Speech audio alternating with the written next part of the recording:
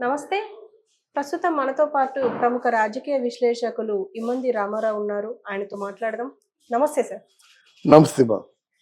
Sir, ఇప్పుడు ప్రస్తుతం ఒక వీడియో బాగా వైరల్ అవుతుంది. ఏంటంటే double iSmart Shankar, Puri Jagannath director, Ram hero. అయితే ఇందులో ఒక పాట రిలీజ్ అయింది. ఆ పాటకు సంబంధించి అందులో మీమ్స్ ఎక్కువ వాడారు. ఇన్‌స్టాగ్రామ్ మీమ్స్ అవ్వచ్చు, ఏదైనా అయితే ఇందులో కేసీఆర్ డైలాగ్ ఒకటి ఉంది. ఏం చేద్దామంటావు ఇప్పుడు అనే సో ఈ ఉండడం వల్ల బీఆర్ఎస్ వాళ్ళు అపోజ్ చేస్తున్నారు, వ్యతిరేకిస్తున్నారు. మీరేమంటారు సార్? అసలు వాడుకోవచ్చా, వాడుకోవద్దంటారా? వాడుకోవచ్చు అంటే మరి బాహాటంగా తిట్లు తిట్టుకుంటున్న తర్వాత ఆ పాటలో ఉన్న డైలాగ్స్ గురించి ఎంత పట్టించుకోవాల్సిన అవసరం లేదు. వాళ్ళు ఏమైనా సభ్యతగా ఉంటే అలాగే వాడిని నరికేస్తా, వీడిని కొరికేస్తా, వాడిని పాత పెట్టేస్తా అని ఈ మాటలు మాట్లాడుకోవడం కరెక్టా? ప్రతి ఒక్కదానికి సినిమా ఫీల్డ్ బాగా చులకన అయిపోయింది. వీళ్ళు కూడా అలా ప్రతిస్పందించరు. ఏదో మన బోటి వాళ్ళు మాట్లాడుకుంటాం కానీ సినిమా సినిమా సినిమా అంటే వినోదం. వినోదం అంటే ప్రజల్ని వినోదపరిచేది ఏదో అది వాళ్ళు పాటలో పెట్టుకుంటారు. తప్పేంది ఇందులో? ఎందుకు మీరు ఇలాగా అనవసరంగా రాద్ధాంతం చేయడం తప్పు కదా. అది వాడుకోవడంలో ఏమాత్రం తప్పు లేదు. అందులో వీళ్ళు కమర్షియల్ డైరెక్టర్స్ కనుక సినిమా ఆకర్షించడానికో ఏది పెడతారన్నమాట. పెట్టినట్టయితే దాన్ని మనం నిర్బంధించడం, ఆ పాట తీసేయడం, అన్నిటికీ ఏదైనా వాళ్ళ పాపులర్ అవడం కోసం, ఫేమస్ అవడం కోసం ఒక వాక్యాన్ని, ఒక పదాన్ని, ఏదైనా మాటని వాడుకుంటారు. అది వాడుకోవడం మాత్రం ఎంత మాత్రం తప్పు కాదు. అది మీరు అసభ్యంగా మాట్లాడినప్పుడు లేదా, ఇది పాట, ఇది మీరు అసభ్యంగా మాట్లాడినప్పుడు దాన్ని ఖండించేలాగా ఉంటే బాగుండు. ఎవరు ఖండించరు కదా. మీరు ఏం మాట్లాడుకుంటారో మాట్లాడుకోండి అని ఊరుకుంటున్నాం కదా.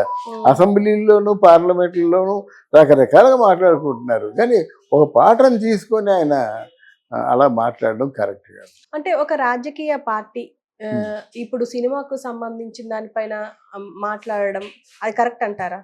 అవునమ్మా, రాజకీయ పార్టీ అంటే ఆ ప్రజల్ని బాగా వాళ్ళు ఏం అంటే బీఆర్ఎస్ పార్టీ అయినట్టయితే అది వాళ్ళు ఏం తప్పులు మాట్లాడారో అది ఒప్పందం చేసుకోవాలి. అన్నట్టు మర్చిపోయాను, బీఆర్ఎస్ పార్టీ కాస్త మళ్ళీ టీఆర్ఎస్ పార్టీగా మారిపోతుందట. 1,00,000 సార్లు చెప్పాను నేను. మీరు ఎప్పుడు టీఆర్ఎస్ని బీఆర్ఎస్ మార్చారో అప్పుడు మీ హక్కులు, ప్రజల మీద ఉన్న హక్కును కోల్పోతున్నారని చెప్పా. అది నిజమైనందుకు ఇది అప్రస్తుతమైనా చెప్పవలసిన అవసరం వచ్చింది. ప్రేక్షకులు మన్నించాలి. ఇక్కడ ఏంటంటే వాళ్ళు సినిమా మీద పడడం, సినిమా పాటల మీద పడడం, ఇది ఎంత మాత్రం కూడా కరెక్ట్ కాదు. వాళ్ళ సినిమా ఇచ్చే ఒక మంచి వినోదాన్ని ఇచ్చే కార్యక్రమం. ఆ వినోదం కొంతమందినైనా సంతోషపరిస్తే చాలు. ఇప్పుడు వాంటెడ్గా వాళ్ళని కించపరచాలని వాళ్ళు ఆ పాట పెట్టుకోలేదు. దాంట్లో ముందు మా టైటిల్స్ వచ్చినప్పుడు కూడా అది పెడతారన్నమాట, డిస్క్లైమర్ పెడతారు. ఏంటంటే ఇది కేవలం వినోదం కోసమే రాయబడ్డ పాట, కానీ దీన్ని ఎవరిని ఉద్దేశించి రాసింది కాదు. చాలా దిరెన్సీ మ్యాటర్. అంటే సార్, ఇప్పుడు ఈ ఒక్క పాటనే కాదు, చాలా పాటల్లో మీమ్స్ ని వాడుకోవడం మనం చూస్తూనే ఉంటాం. అంటే ఇంతకు ముందు తమన్ సినిమా కావచ్చు, ఇటు చాలా మూవీస్ లో చాలా మీమ్స్ వాడారు, డైలాగ్స్ వాడుకున్నారు. ఎందుకు ఇలా వివాదం రేపుతున్నది అంటారు? ఇప్పుడు వీళ్ళలో రాజకీయ నాయకుల్లో కూడా పెద్ద మనసు తక్కువైపోయింది, వితరణ తక్కువైపోయింది. అంటే అంత వైడ్గా ఆలోచించటం లేదు. ఏదో పాయింట్ దొరికింది, దీన్ని రాజకీయం చేద్దామన్నటువంటి ఆవేశమే తప్ప వాళ్ళకి ఆలోచన లేదని చెప్తారు. ఉదాహరణకి ప్రైమ్ మినిస్టర్గా జవహర్లాల్ నెహ్రూ ఉన్నప్పుడు ఆర్కే లక్ష్మణ్ ఒక కార్టూన్లో వేసేవాడు. ఆర్కే లక్ష్మణ్ అని పెద్ద ప్రఖ్యాత కార్టూనిస్టు. ఆయన ఒక కార్టూన్ వేసేవాడు. వేస్తే జవహర్లాల్ నెహ్రూ ఆయన పిలిచి, చాలా బాగుంది, I like that, I love you, ఇలాగే చురకలు అంటిస్తే మనలో చైతన్యం వస్తుంది అని ప్రశంసించి పంపించాడు. అర్థమైందా? అంతేగాని నేను ప్రైమ్ మినిస్టర్ని కదా, నా మీద కార్టూన్ వేస్తావు, మూసే జైల్లోకి పంపించే తిహార్కి అని చెప్పలేదు కదా. దాన్ని ప్రశంసించాడు. అంటే మా తాలూకు బాధ్యతని గుర్తు చేసావయ్యా, నువ్వు నీ వందనం అని చెప్పారు. వాళ్ళ మనసుకి వీళ్ళ మనసుకి కంపేర్ చేసుకోండి. ఆయన రాజకీయ నాయకుడే, వీళ్ళు రాజకీయ నాయకులే. వీళ్ళకి ఇంకా సమస్యలు లేవా, పరిష్కారం చేయవలసినవి లేవా? అంటే మీరు పాలక వర్గంలో ఉండి గవర్నెన్స్ మీకు ఉంటేనే పరిష్కరిస్తారా? మరి రాజకీయ నాయకుడు అనేవాడు ఎప్పుడు సమాజాన్ని నట్టి పెట్టుకొని ఉండాలి, ఆ నియోజకవర్గాన్ని నట్టి పెట్టుకొని ఉండాలి. అక్కడ ఏమైనా తప్పులు జరిగినా, ఏదైనా కొంచెం గలాట జరిగినా, కొంచెం ఆ మనోభావాలు దెబ్బతిన్నా వెళ్ళి నువ్వు నిలబడాలి. మీరేం కంగారు పడద్దు, మీరేం బాధపడద్దు, మేము ఉన్నామని చెప్పాలి. అది మానేసి ఎక్కడో డబుల్ స్మార్ట్ శంకర్లో ఏదో వచ్చిందంటే ఏదొస్తే ఎవరికెందుకు, ప్రజలు పట్టించుకోరు, మీరు పట్టించుకోవద్దు అంటున్నాను నేను. అంటే ఒక వినోద మాధ్యమాన్ని వినోదంగానే చూడాలి అంటారు. వినోదాన్ని వినోదంగా చూడాలి. అందులో సినిమా మాధ్యం మీద చీటికి మాటికి ఏదైనా కులం ప్రసక్తి వచ్చేస్తారు. ఉమ్, ఏంటి ఇదంతానా? అవును. ఇప్పుడు అలాగైతే మాలపిల్ల అనే సినిమా రిలీజ్ అవుద్దా, ఉమ్, రైతు బిడ్డ అనే సినిమా రిలీజ్ అవుద్దా, రోజులు మారాయి అనే సినిమా రిలీజ్ అవుద్దా? అదంతా ఫుల్ ఆఫ్ పాలిటిక్స్తో ఉన్నది.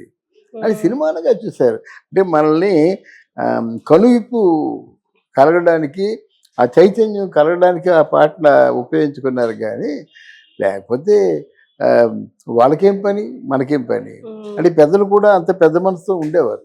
అంటే ఇప్పుడు ఇటు సమాజమే అయినా సరే సినిమాని సినిమాలాగా చూడలేకపోతున్నారు అనుకోవచ్చు అంటారా?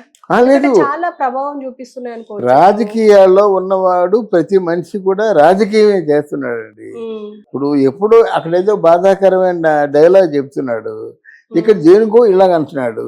ఇదికేమైనా మనిషేనా? ఆ డైలాగ్ ఏంటి, ఈ ఆనందం ఏంటి అంటున్నాడు అనమాట. ఉమ్, ఇంత కాదేది రాజకీయాలకి, కాదేది దీనికి ప్రచారానికి అనర్హం, అన్నిటినీ ఉపయోగించుకుంటున్నారు. ఉమ్, మంచిగా మాట్లాడే వాళ్ళు కొంచెం పేరు ప్రఖ్యాతులు వస్తున్నాయి, లేకపోతే చీకొడుతున్నారు అన్నమాట. ఈ ఉమ్, మధ్యకాలంలో చూసాం కదా, అందరూ ఒకటంటే ఒక ఇద్దరు ముగ్గురు ఒక మాట మీద ఉన్నారు, ఆ ముగ్గురిని చీకొట్టారు. ఇంకా అంతకంటే పెద్ద పనిష్మెంట్ ఉండదు. అందుకే మనం వీడియోలు చెప్పుకున్నప్పుడు చాలా దూరంగా ఆలోచించి చెప్పుకోవాలన్నమాట. ఉమ్. రేపటి తరం కూడా మన వీడియోలు చూసి కరెక్ట్గా చెప్పారు వీళ్ళు అనుకోవాలి. అంటే ఇప్పుడు ఈ సినిమాకి సంబంధించి ఇప్పుడే వివాదం స్టార్ట్ అయింది. ఇక తర్వాత అంటే మూవీ అయ్యో తల్లి, సినిమాకి సంబంధించి ఎన్నో వివాదాలు. గొల్లబామ సినిమా పెద్ద వివాదం. అంటే ఇలాంటి చాలా సినిమా అన్నమాట. గొల్లలందరూ ఒకటైపోయారు. ఎవరైనా జనరల్గా ఈ వైశ్యులు కానీ వీళ్ళందరూ కూడా మరి చింతామణి సినిమానేమో, అది చింతామణి నాటకాన్ని బ్యాన్ చేశారు, ఇప్పుడు నాటకాన్ని బ్యాన్ చేశారు. అప్పుడు చింతామణి సినిమాలో భానుమతి యాక్ట్ చేసింది. భానుమతి లాంటి నటి చింతామణిగా యాక్ట్ చేస్తే అప్పుడు ఎవరు కూడా ముందుకు రాలేదు. అది అంత పెద్ద మనసుతో చూశారని చెప్పడం నేను. మరి ఈరోజు నాటకాన్నే బ్యాన్ చేసేస్తున్నారు. వాళ్ళు పొట్టా పోసుకోవాలి కదా, వాళ్ళకి ఇంకొక ఉద్యోగం లేదు. ఆ యాక్ట్ చేసే ఇంటికి తీసుకెళ్ళాలి. సంవత్సరం అంతా ఈ పందిర్ల వెళ్ళికి షోలకు వెళ్ళినట్టయితే ఆ డబ్బుతో సంవత్సరం అంతా పోషించుకోవాలి. వాళ్ళు పొట్ట కొడితే ఎలాగని గట్టిగా మా బుడ్డలు చెప్పిన తర్వాత దానికి భక్త చింతామణి అని పేరు పెట్టారు. ఇలాంటి సజెషన్లు ఇవ్వండి, బాగుంటుంది. కానీ వాళ్ళు పొట్ట కొట్టకూడదు కదా. ఇప్పుడు డబుల్ స్మార్ట్ శంకరని పెట్టారు, దాన్ని ఆపేస్తారు. అది తీసేవాడు ఏమైపోతాడు? పోనీ అది మీకు ఏమైనా లాసా? ఏమీ లాస్ లేదు. ఆ సినిమా చూసి మీకు ఓట్లు వేయడం మానేస్తారా? ఏమీ జరగదు కదా. ఎందుకు చక్కగా హాయిగా సినిమా చూసి ఎంజాయ్ చేస్తున్న ప్రేక్షకులకి కొత్తగా ఏదో విధంగా నింపెట్టడం అది కరెక్ట్ కాదని నా ఉద్దేశం.